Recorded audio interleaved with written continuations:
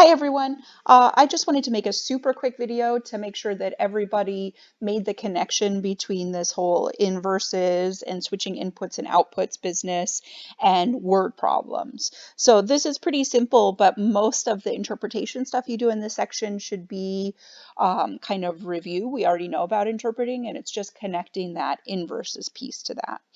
So we have a function C of M, and this function inputs the length of a taxi ride in miles, and it outputs the cost of the ride in dollars.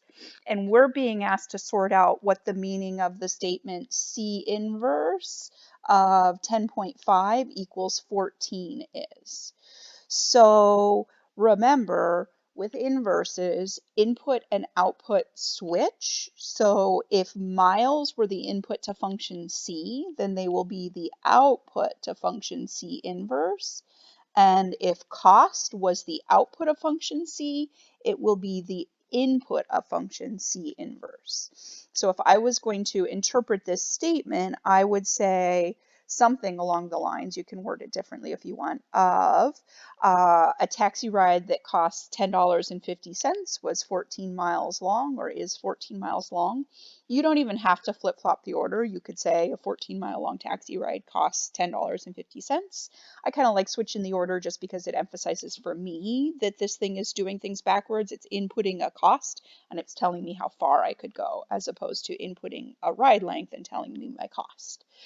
The only other thing I would mention here for reference later on is that when you are working on a word problem, you don't always stick with this formal notation where you have C and C inverse. Sometimes we don't want to make that confusion where variables get a different meaning even with that inverse notation. So I would just point out that if you had like a formula for C of M, you could solve it for M and you'd get M of C. And that would also be the inverse. If you plugged one into the other, you'd get back where you started. So you usually switch your X and your Y, but if it's a word problem where your X and your Y's have very specific meanings, you don't have to switch them. You can just solve for the independent variable and leave those meanings where they are. Okay, I think that's all I've got for you on this one. Thanks for watching.